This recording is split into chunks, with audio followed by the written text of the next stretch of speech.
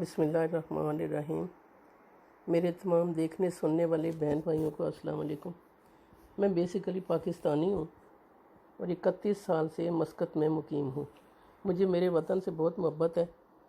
میں زندگی کی تمام اشیاء پاکستان کی استعمال کرنا پسند کرتی ہوں اور مجھے وہاں کے رہنے والے لوگوں سے بھی بہت محبت ہے۔ کیونکہ 31 سال سے میں مسقط میں رہتی ہوں، میری آدھی زندگی یہاں پہ گزری ہے، اس لیے مجھے اس ملک سے بھی بہت پیار ہے۔ اس ملک نے ہمیں بہت کچھ دیا ہے اور یہاں ہمیں بہت محبت ملی ہے اور ہم یہاں اپنے پاکستانی ہونے پہ فخر محسوس کرتے ہیں۔ یہاں کے لوگ پاکستانیوں سے بہت پیار کرتے ہیں۔ اب آتی ہوں میں اپنی کہانی کی طرف۔ میں 2019 میں پاکستان گئی، لیکن کرونا اور لاک ڈاؤن کی وجہ سے واپس مسقط نہیں آ سکی۔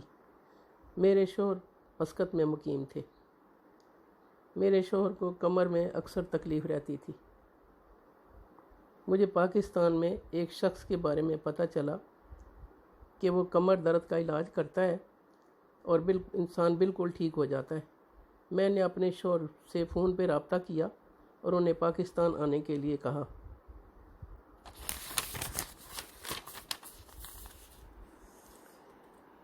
وہ پاکستان آ گئے اور اس شخص نے ان کا علاج شروع کیا اور ہماری دنیا ہی بدل کے رکھ دی۔ میرے شوہر اپنے قدم پہ اچھے خاصے چلتے پھرتے تھے، لیکن ان کا چلنا پھرنا ختم ہو گیا۔ انہیں اتنی تکلیف شروع ہو گئی، وہ اتنے بیمار ہو گئے کہ بالکل معذور ہو گئے اور ہر وقت بیڈ پہ پڑے کراتے رہتے تھے اور چیختے چلاتے رہتے تھے۔ اس شخص نے میرے شوہر کی زندگی برباد کر دی۔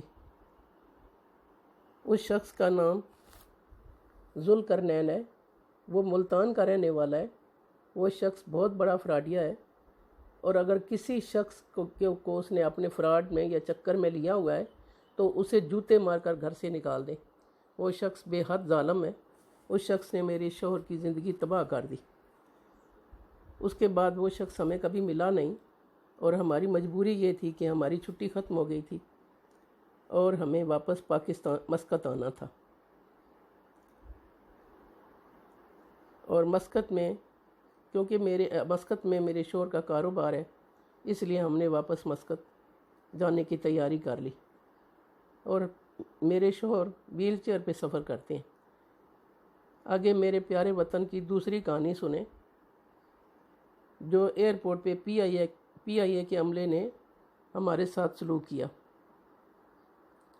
پاکستانی ایئرپورٹ پہ ہمارے ساتھ جو واقعہ پیش آیا وہ میں آپ سے شیئر کرنا چاہتی ہوں۔ یہ میری دکھ بھری کہانی ہے۔ مجھے بہت زیادہ تکلیف تھی، بہت زیادہ پریشانی تھی۔ میں سوچتی تھی کہ میں یہ ساری باتیں کس سے شیئر کروں، تو مجھے اس سے اچھا کوئی اور فورم نہیں ملا، اس لیے میں آج یہاں بیٹھ کے یہ بات آپ لوگوں سے شیئر کر رہی ہوں۔ ایئرپورٹ پہ جب ہم لوگ آئے تو میرے ہسبینڈ کمر درد کی وجہ سے ہمیشہ ویل چیئر پہ سفر کرتے تھے۔ پی آئی اے کے عملے نے ہماری مجبوری سے خوب فائدہ اٹھایا اور پی آئی اے کے ایک افیسر کو بلایا اور ہم سے کہا کہ آپ کا مسافر جہاز میں سفر نہیں کر سکتا۔ لہٰذا ہم لوگ بہت پریشان ہو گئے۔ ہم نے سوچا کہ ہمیں تو ہر حال میں جانا ہے اور اس مریض کو لے کے میں اکیلی عورت کہاں جاؤں، واپس بھی نہیں جا سکتی تھی۔ تو انہوں نے کہا کہ ٹھیک ہے، اگر آپ لوگ ضرور سفر کرنا چاہتے ہیں تو آپ 5000 روپیہ ہمیں دے دیں اور اس مسافر کو پلین میں بڑی سیٹ دے دیں گے، وہ بڑی سیٹ پہ آرام سے لیٹ کے سفر کر سکتے ہیں۔ میں نے مجبوراً سوچا کہ آپ کیا کریں، کوئی اور صورتحال نہیں، کوئی اور حل نہیں ہے۔ تو میرے پیسنجر کو آرام سے سفر بھی کرنا تھا، انہیں تکلیف تھی، تو ہم نے انہیں 5000 روپیہ دے دیا۔ کیونکہ میرے شوہر سمجھدار ہیں اور وہ کچھ نہ کچھ پیسے اپنے پاس رکھتے ہیں۔ آپ لوگ سوچیں کہ اگر ہمارے پاس یہ 5000 روپیہ نہ ہوتا تو انہوں نے تو ہمیں آف لوڈ کر دیا تھا، وہ تو ہمیں کبھی نہ جانے دیتے۔ انہوں نے شرط رکھی کہ 5000 روپیہ دے دیں تو آپ سفر کر سکتے ہیں، ورنہ سفر نہیں کر سکتے۔ کچھ دیر بعد ان لوگوں نے ہمارا سامان جب ویٹ کیا سامان کا تو کہتے ہیں کہ آپ کا سامان زیادہ ہے۔ اور آپ کو اس کا وزن دینا پڑے گا۔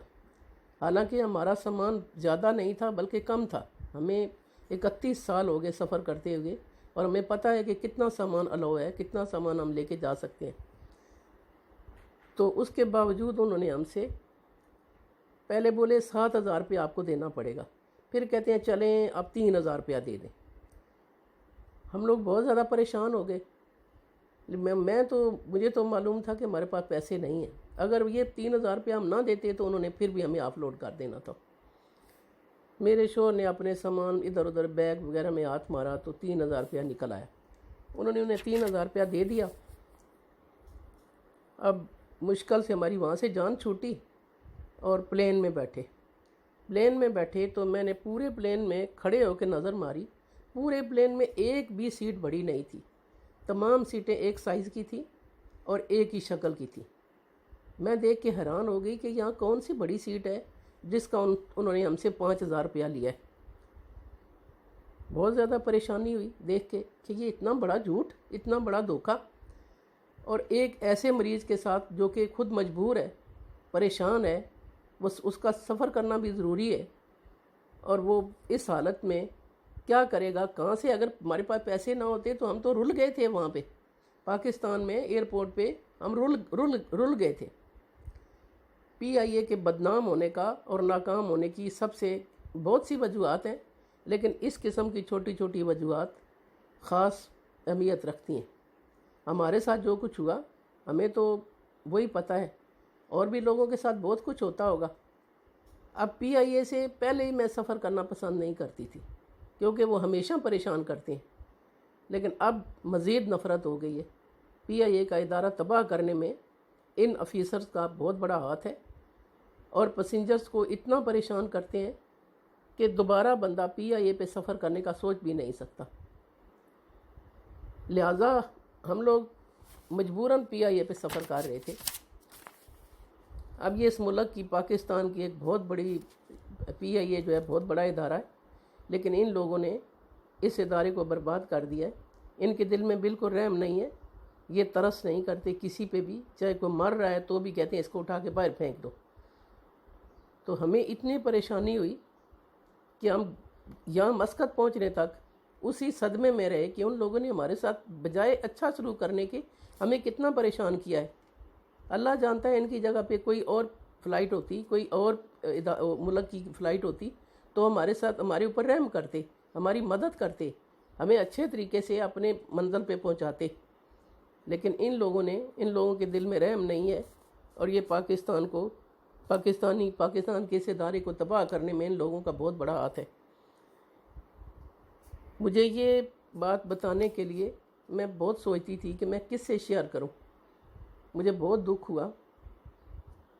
اللہ اللہ کر کے بڑی مشکل سے، بہت پریشانی سے، بہت ٹائم کے بعد ہم یہاں مسقط اپنے گھر پہنچے، اور ابھی میرے ہسبینڈ کا علاج چل رہا ہے۔ آپ سب لوگ دعا کریں ہمارے حق میں، میرے ہسبینڈ کو اللہ تعالیٰ صحت دے اور اللہ تعالیٰ ہر بیمار کو شفا دے۔ میری دلی دعا ہے کہ آپ سب میرے پاکستان میں رہنے والے لوگ، لوگوں کو اللہ تعالیٰ ہر پریشانی سے محفوظ رکھے، آپ سب کے تمام دکھ غم ختم ہو جائیں۔ ہمارے جیسے بہت سے پاکستانی ہیں جو پریشان ہیں، اور اللہ تعالیٰ اس بیماری سے نجات دے۔ اور میں آپ سب لوگوں سے اپیل کرتی ہوں کہ میرے چینل کو سبسکرائب کریں اور شیئر کریں اور لائک بھی کریں، کیونکہ میرے پاس ایسی بہت سی باتیں ہیں جو میں آپ لوگوں سے شیئر کرنا چاہتی ہوں، جو میرے دل میں ہیں، میں آپ لوگوں سے شیئر کرنا چاہتی ہوں، اور اس طرح میرا چینل چلے گا تو آپ لوگوں سے میں اپنے دل کی بات کر سکتی ہوں۔